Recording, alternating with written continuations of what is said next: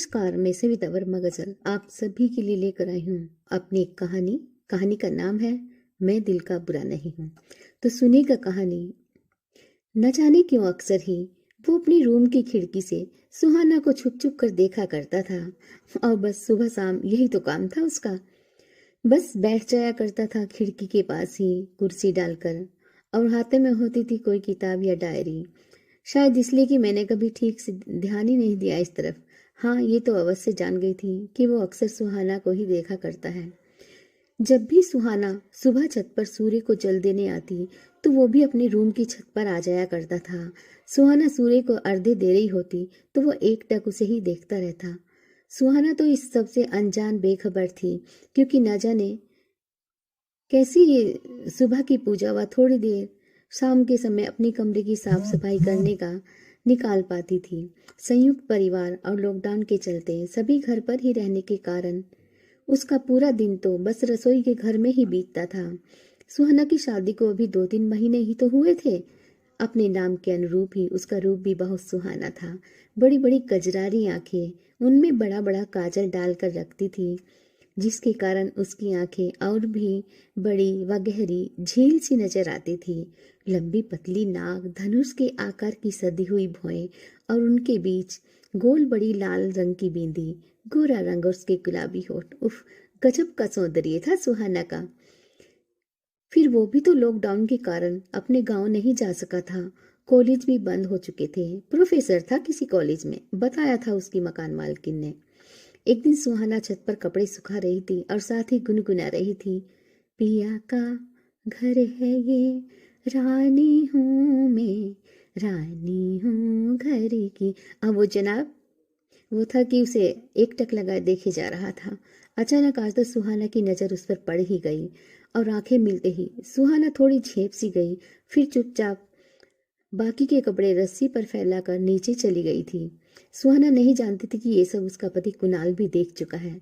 सुहाना नीचे आकर रसोई में खाना बनाने में व्यस्त हो गई थी, लेकिन उसके मन में रह रहकर उसकी वही आंखें घूम रही थी। कौन है ये पागल, इतना खूबसूरत हैंडसम, पर मुझे क्यों देख रहा था भला? पागल कहीं का। पागल तो मैं हूं जो उसके बारे में सोच रही हूँ। कोई देख लेता तो मुझे क्या, कोई भी हो। अरे क्या बना लिया आज हमारी प्रियतमा ने? कुणाल ने अचानक से अपनी बाहें सुहाना के गले में डालते हुए कहा। हाँ, कुछ कुछ भी तो नहीं, हड़बड़ाहट में सुहाना के मुंह से निकला। कुछ भी तो नहीं। ये कौन सी डिश है भाई? कुणाल हंस दिया। सुहाना अपने जवाब पर झेप सी गई। अपनी घबराहट छुपाते हुए बोली, आप जनाब, हमने बनाए हैं। उंगलियों पर गिनाते हुए, कढ़ाई पनीर आपके लिए, नमकीन राइस दीदी के लिए, और दलिया मम्मी पापा जी के लिए। अरे यार, इतना थक जाती हो तभी तो हमारी बारी आते ही नींद आने लगती है आपको। लगता है आपने शादी रसोई घर से की है, हमसे नहीं। कुणाल ने हंसते हुए कहा। कुणाल खूबसूरत तो नहीं था, लेकिन आज सुहाना को दिलो जान से प्यार करता था। सुबह शाम उसका सुहाना को देखना अब उसके पति की नजरों में आ ही जाता था। लेकिन भला इसमें सुहाना का क्या दोष? क्योंकि दिन भर घर के काम में उलझे रहने के कारण उसे थोड़ी झुंझलाहट भी होने लगी थी। सुहाना इस सब का कारण जान गई थी। उसने एक कागज पर बस इतना ही लिखा, आप जो भी हैं, हम आपके सामने हाथ जोड़ते हैं। प्लीज हमें मत देखा कीजिए, वरना हमारी दुनिया तो बसने से पहले ही उजड़ जाएगी। Please please please. आज सभी टीवी पर प्रधानमंत्री की बातें सुनने में मगन थे कि सुहाना अचानक से ऊपर अपने कमरे में गई। न जाने कैसे उसे सूंघ आ जाती थी कि सुहाना के आते ही वो फौरन खिड़की पर आ जाया करता था। सुहाना तो आज कमरे में आई ही इसलिए थी। उसने इधर उधर देखा तो उसे कोई नजर नहीं आया। लॉकडाउन के चलते वैसे भी गली मोहल्ले का पूरा देश ही सुनसान हो गया था। सुहाना ने झट से वो कागज एक पॉलिथीन के छोटे से टुकड़े में पत्थर के टुकड़े के साथ उसकी तरफ उछाल दिया, और वो कागज भी उसकी खिड़की को पार कर सीधा उसके रूम के फर्श पर जा गिरा। अब तो वो घबरा गया, क्योंकि वो भी गलत नहीं था। वो जानता था कि सुहाना इस घर की बहू है, और वो भी नई नवेली, लेकिन फिर भी उसे सुहाना को देखना अच्छा तो लगता था। उसके हाथ भी कांपने लगे, और उसने हिम्मत करके सुहाना की फेंकी हुई पॉलिथीन उठाई और उसमें से वो कागज का टुकड़ा निकाल कर पढ़ने लगा। पढ़ते पढ़ते उसकी हंसी छूट गई। उसने अगले ही पल बड़ी गंभीरता से सोचा कि वाकई में उसकी नादानी किसी की गृहस्थी उजाड़ सकती है। उसने झट से लेटर पैड से एक कागज निकाला और उस पर कुछ लिखकर ठीक उसी पॉलीथीन में उसी छोटे से पत्थर के साथ लपेट कर बांध दिया। और अब प्रतीक्षा करने की बारी थी सुहाना की। सुहाना खुद आज बहुत परेशान हो रही थी। कुछ देर बाद जैसे ही वो ऊपर अपने कमरे में आई तो उसने भी झट से वो पॉलीथीन सुहाना के कमरे में खिड़की की तरफ फेंक दी। सुहाना ने अपने कमरे का दरवाजा अंदर से बंद किया था, क्योंकि इस वक्त वो हमेशा श्रृंगार करने के लिए ही कमरे में आया करती थी। सुहाना का दिल अब जोर जोर से घबरा रहा था कि जाने क्या लिखा होगा इस पागले दीवाने ने। और वो पॉलीथीन से कागज का टुकड़ा निकाल कर पढ़ने लगी।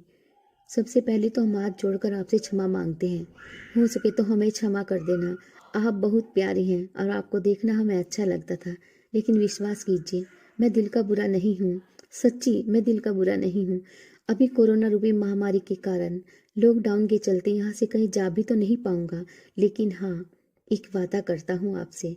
आपको यकीन दिलाता हूँ कि आज के बाद न तो ये खिड़की कभी खुल पाएगी और न ही ये चेहरा आपको कभी दिख पाएगा। ईश्वर से प्रार्थना करूंगा कि आपको हमेशा खुश रखे। आपका गुनाहगार। पढ़ते पढ़ते सुहाना की आंखें भर आई, लेकिन मन का बोझ उतर गया था और उसका मन भी बार बार यही कह रहा था, हाँ वो गुनाहगार नहीं है, हाँ वो गुनाहगार नहीं है।